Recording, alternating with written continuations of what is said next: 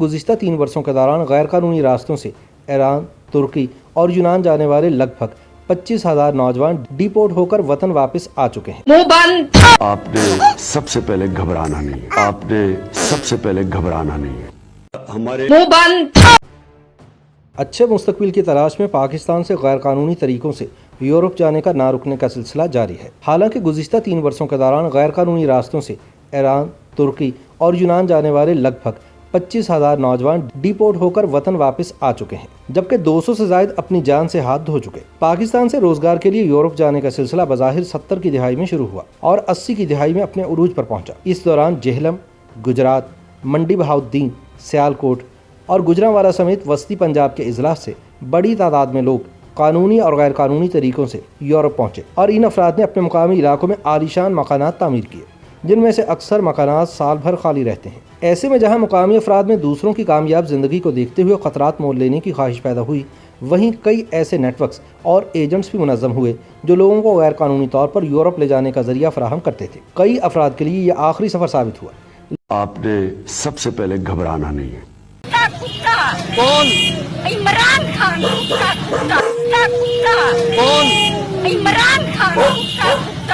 लेकिन यूरोप जाने के जुनून के सबब इन एजेंटों के पास कभी यूरोप जाने के ख्वाहिशमंदों की कमी नहीं हुई। विफाकी तहकीकाती एजेंसी के एक महदूद अंदाजे के मुताबिक हर साल तकरीबन 15,000 अफराद गैर कानूनी रास्तों से मुल्क से बाहर जाने की कोशिश करते हैं। पहले इस सफ़र में कामयाबी से मंजिल पर पहुँचने की शरह 50% थी, लेकिन अब ये शरह कम होकर महज 20% रह गई है। गुजरात के रिहायशी नसीर अहमद ने भी किस्मत आजमाई की, लेकिन रास्ते में पकड़े गए और डिपोर्ट होकर वतन वापस आ गए। नसीर अहमद कहते हैं कि उन्होंने ईरान पहुंचने के लिए एजेंट को 80,000 रुपये दिए थे।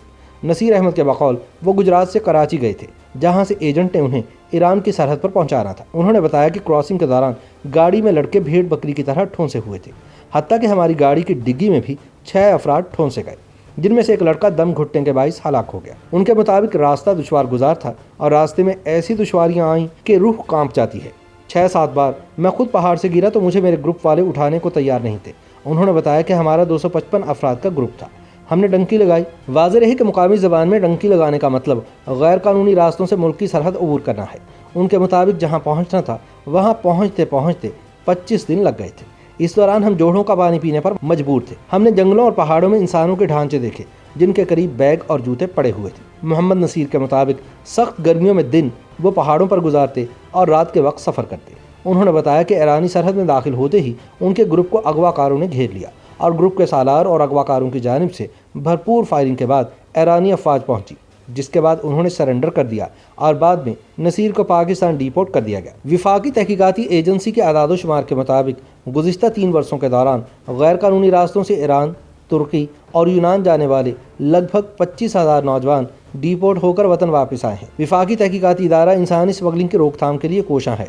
FIA ने इंसानी स्मगलिंग के बढ़ते हुए वाक़यात की रोकथाम के लिए गुजरांवाला और गुजरात के इजला में 2 दफातर कायम किए हैं। गुजरांवाला में FIA का दफ्तर 3 इजला यानी गुजरांवाला, सियालकोट और नारोवाल में इंसानी स्मगलिंग की रोकथाम और इन इजला के केसेस को निपटाता है। Deputy director FIA Gujranwala Ajmal Sandhu ने बताया कि 1 बरस के दौरान गुजरांवाला रीजनल ऑफिस ने इंसानी स्मगलिंग के 163 मुकदमात दर्ज करके 199 इंसानी स्मगलर्स को गिरफ्तार किया है, जिनमें 27 मुख्तलिफ मुकदमात में इश्तिहारी मुलजिमान जबकि 3 रेड बुक के मुलजिमान शामिल थे।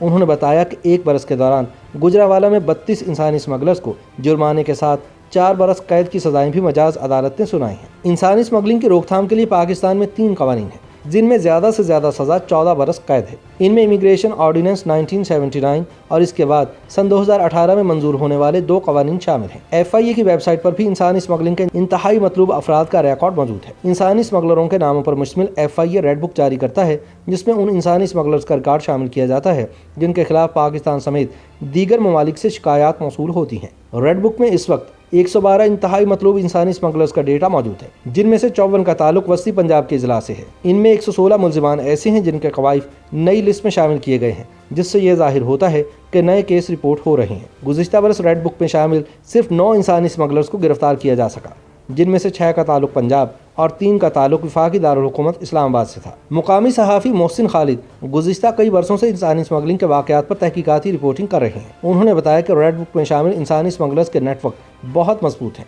उनके मुताबिक गुजरांवाला, सियालकोट, गुजरात और मंडी बहाउद्दीन انسانی اسمگلنگ کے گڑھ سمجھے جاتے ہیں۔ محسن خالد کا کہنا ہے کہ انسانی اسمگلرز لڑکوں کو پاکستان سے تفتان بارڈر، تفتان سے ترکی اور ترکی سے یونان لے جاتے ہیں اور وہیں راستے میں زیادہ اموات ہوتی ہیں۔ انہوں نے بتایا کہ سن 1967 میں منگلا ڈیم بنا اور میرپور کے قریب زمینیں ایکوائر یا حاصل کی گئیں تو لوگوں کو زمینوں کے بدلے انگلینڈ کے ویزے دیے گئے اور وہاں جا کر ان لوگوں نے بہت پیسہ کمایا، جس سے پاکستان میں جائیدادیں بنائیں۔ مقامی لوگوں نے محسوس کیا کہ ترقی کرنے اور پیسہ کمانے کا سب سے آسان راستہ یہی ہے کہ آپ کسی نہ کسی طریقے سے یورپ پہنچ جائیں۔